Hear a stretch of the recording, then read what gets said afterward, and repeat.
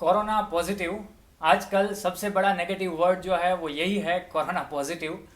तो corona positive आया है और 14 डेज के लिए मुझे क्वारंटाइन किया गया है। क्वारंटाइन पीरियड में भी मैं आपके लिए वीडियोस जो है वो बनाता रहूँगा। लेकिन दोस्तों, मुझे कोरोना पॉजिटिव नहीं आया है, मैं पॉजिटिव नहीं हूँ, मैं बहुत ही सेफ हूँ, मैं बहुत ही कॉन्शियस भी रहता हूँ। मेरे पड़ोसी को जो है वो कोरोना पॉजिटिव आया है। इन शॉर्ट, मेरे घर के एकदम सामने वाला जो घर है वहाँ पर वो भाई साहब कोरोना पॉजिटिव है, मेडिकल में एडमिट है, वैसे हॉस्पिटल में हॉस्पिटलाइज है, लेकिन फिर भी हमें क्वारंटाइन किया गया है। तो ये वीडियो पूरा ज़रूर से देखिएगा दोस्तों। इसमें मैं आपको बताने वाला हूँ कोरोना पॉजिटिव के साथ क्या होता है, उनके फैमिली मेम्बर्स के साथ क्या होता है और उनके पड़ोसी यानी कि मैं, हमारे साथ क्या होता है। तो सबसे पहले हमें जानने की बात यह है कि कोरोना से बचने के लिए हमें कॉन्शियस रहना काफ़ी ही ज़्यादा ज़रूरी है। लेकिन कॉन्शियस रह के भी आप क्वारंटाइन से तो नहीं बच सकते। बिल्कुल दोस्तों, मैं चाहे कितना भी कॉन्शियस हूँ, लेकिन अगर मेरे पड़ोसी को भी कोरोना हो गया तो मुझे भी क्वारंटाइन रहना पड़ेगा। सरकार की ऐसी गाइडलाइन है, सेंट्रल गवर्नमेंट की इस तरह की गाइडलाइन है कि अगर आपके आजू बाजू में किसी को भी कोरोना हो गया तो आपको क्वारंटाइन रहना पड़ेगा। तो चलिए शुरू से बताता हूँ मैं हुआ क्या था, किस तरह से सारी कुछ घटनाएं घटी थी। तो दोस्तों, आज सुबह की बात है। वैसे सुबह हमारे घर पर क्वारंटाइन करने के लिए आरोग्य विभाग वाले आ गए, हेल्थ वाले आ गए और हमें बताया गया कि आप जो हैं वो क्वारंटाइन हैं और आपको 14 दिनों के लिए घर से बाहर नहीं जाना है। हमने बहुत सारी दलीलें की, हमने बहुत सारी बातें की, हमने बहुत सारी रिक्वेस्ट की, लेकिन हमारी एक भी नहीं सुनी गई।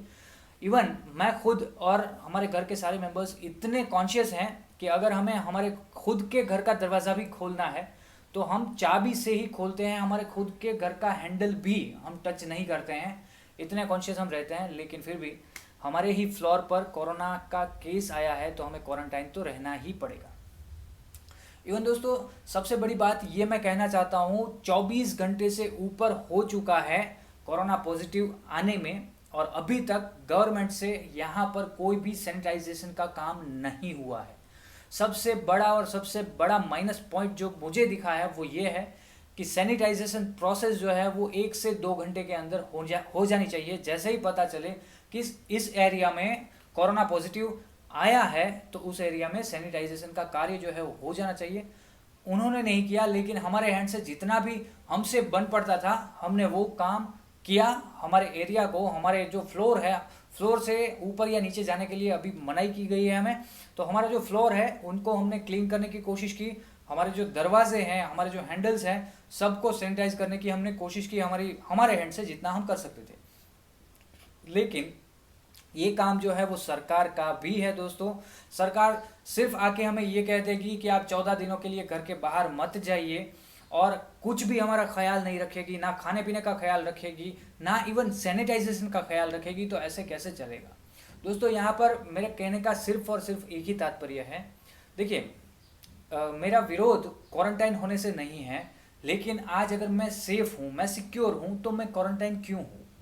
मैंने जो अधिकारी आए थे उनको एक रिक्वेस्ट भी की कि आप हमारा कोरोना टेस्ट कीजिए। वो टेस्ट करने के लिए भी एग्री नहीं है। हमने ये भी कहा कि हम हमारे खुद के खर्चे पर टेस्ट करवा लेते हैं और वो रिपोर्ट अगर नेगेटिव आता है तो हम यहाँ पर नहीं रहेंगे, हम क्वारंटाइन नहीं रहेंगे, हम किसी दूसरी जगह पर शिफ्ट हो जाएंगे ताकि हमें क्वारंटाइन ना रहना पड़े, हम हमारा कामकाज जो है वो चालू रख सकें। लेकिन उन्होंने ये बात से भी डिनाई कर दिया कि आप अगर स्वस्थ हो, अगर आपको कोरोना नहीं भी है, फिर भी आपको क्वारंटाइन रहना ही पड़ेगा।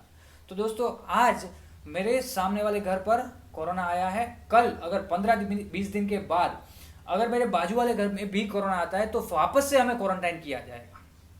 और यहाँ पर खाने पीने का ख्याल जो है वो सरकार बिल्कुल नहीं रख रही है। तो ये बहुत सारी ऐसी बातें हैं जो मैं बारी बारी के वीडियो में बताऊंगा आपको कि जो हमें अच्छी नहीं लगी है और बहुत ख़राब तरीके से हमें समझाया नहीं कह सकते, हमें धमकाया गया कि आप घर से बाहर नहीं निकल सकते। बहुत ही रूड बिहेवियर से हमारी किसी भी बात को वो लोग सुनने के लिए तैयार ही नहीं थे। जैसे कि हमने खून कर दिया है, किसी का खून करके हम भाग गए हैं और उन्होंने हमें जेल में रख दिया है। इस तरह का बिहेवियर जो है वो उन लोग का था। ना खाने पीने की कुछ व्यवस्था, सरकार की साइड से है, बिल्कुल नहीं है। ना पैसों की कुछ व्यवस्था है, बिल्कुल नहीं है। ना सैनिटाइजेशन जो बेसिक है उसकी व्यवस्था है, वो भी नहीं है। तो गवर्नमेंट जो है वो कहीं पर भी हेल्प जो है वो नहीं कर रही है। सिर्फ और सिर्फ पब्लिक से ये डिमांड कर रही है कि आप कोऑपरेट कीजिए। हम कोऑपरेट करने के लिए तैयार हैं, लेकिन हमारे जो कॉन्सिक्वेंसेस हैं, सिर्फ कोरोना की बात मत कीजिए, जो हमारे कॉन्सिक्वेंसेस हैं वो भी समझने की कोशिश कीजिए। अभी अगले महीने से जैसे कि सब लोगों के लिए मॉरिटोरियम पीरियड क्लोज हो जाएगा और सबका ईएमआई जो है वो स्टार्ट हो जाएगा, ऐसे में नॉर्मल पीपल करे तो क्या करे।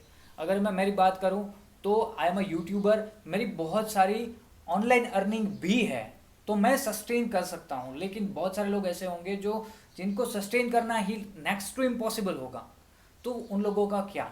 ऐसे लोगों के लिए हमें क्या करना है, हमारे राज्य के राज्य मंत्री जो हैं, स्वास्थ्य मंत्री जो है, मुख्यमंत्री जो है, हमारे देश के पीएम जो है, सबको ट्वीट करना है कि इनका रास्ता निकालिए। रास्ता मेरा एक सुझाव है, छोटा सा सुझाव है। क्या करना चाहिए, ट्रेनिंग सेंटर्स बनाइए। जैसे क्वारंटाइन सेंटर्स बनाए हैं, जैसे होम क्वारंटाइन है, ऐसे ही ट्रेनिंग सेंटर्स बनाइए, या फिर एग्जाम सेंटर्स बनाइए जिसमें आप एग्जाम लीजिए किसी भी बंदे की कि इन कोरोना डेज किस तरह से जीना चाहिए, कहाँ पर टच करना चाहिए, कहाँ पर टच नहीं करना चाहिए, कैसे कैसे प्रिकॉशंस रखने चाहिए, मास्क किस तरह से पहनना चाहिए, हैंड सैनिटाइजर जो है वो किस तरह से यूज़ करना चाहिए, इसकी टेस्ट रखिए। अगर वो बंदा टेस्ट में पास होता है और वो कोरोना पॉजिटिव नहीं है, नेगेटिव रिपोर्ट आता है, तो उनको काम करने के लिए आज़ादी मिलनी चाहिए। ये मेरा सुझाव है। 2 दिन के लिए आप ट्रेनिंग दीजिए और तीसरे दिन जो है वो आप एग्ज़ाम लीजिए कि कोरोना दिनों में किस तरह से जिया जाता है। एग्ज़ाम लेने के बाद जो भी बंदा एग्ज़ाम में पास होता है उनको हम काम करने के लिए परमिशन देंगे, और जो बंदा एग्ज़ाम में पास नहीं होता, इन शॉर्ट यहाँ पर अगर टच नहीं करना है तो अगर मैंने गलती से भी कर दिया तो मुझे एग्ज़ाम में फेल कर दीजिए, ठीक है। सबसे पहली बात टेस्ट कीजिए, दूसरी बात एग्ज़ाम लीजिए, एग्ज़ाम में जो पास होता है उनको काम करने के लिए छूट दीजिए। ऐसा मेरा सुझाव है। ऐसे बहुत सारे सुझाव है, वैसे वीडियोस अभी बनाते रहेंगे, लॉकडाउन में और कुछ काम नहीं है तो आपके लिए तो अनलॉक है और हमारे लिए जो है वो लॉकडाउन है। इन शॉर्ट हम क्वारंटाइन है विदाउट एनी रीज़न, कुछ खास ऐसा रीज़न नहीं है जिससे हमें क्वारंटाइन किया जा सके।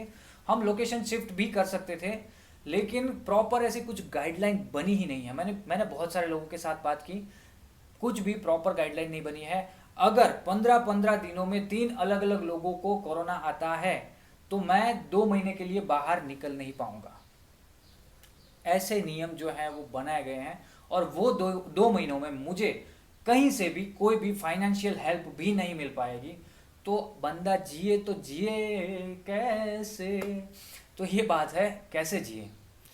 तो चलिए, आज दिल की भड़ास जो है वो कुछ कम करने की कोशिश की है मैंने। कल और बातें रखूँगा। 24 घंटे बीत चुके हैं, सैनिटाइजेशन जो है वो नहीं हुआ है।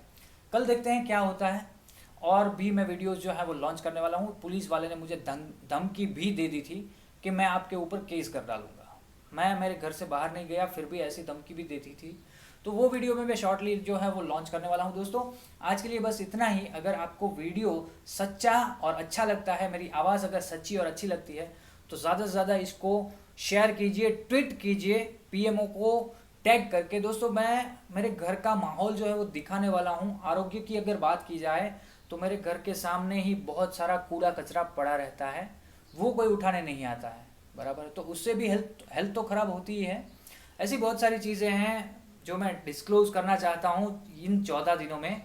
तो आपके सपोर्ट की ज़रूरत है। आप जितना भी कर सकते हैं दोस्तों उतना सपोर्ट कीजिए, वीडियो को ज़्यादा से ज़्यादा शेयर कीजिए, लाइक कीजिए, और आपका मंतव्य जो है उसकी कमेंट कीजिए दोस्तों। उस पर भी, कमेंट के ऊपर भी मैं वीडियो बनाऊंगा, कमेंट पे आपका आंसर भी ज़रूर से दूंगा। हमें सबको अपग्रेड होने की ज़रूरत है दोस्तों, हमारी गवर्नमेंट को भी अपग्रेड होने की ज़रूरत है, साथ ही साथ हमको, पब्लिक को भी अपग्रेड होने की ज़रूरत है। आज के लिए बस इतना ही। याद रखिए दोस्तों, मैं हूं पार्थ जोशी और आप देख रहे थे अपग्रेड इंडिया। धन्यवाद दोस्तों, थैंक यू।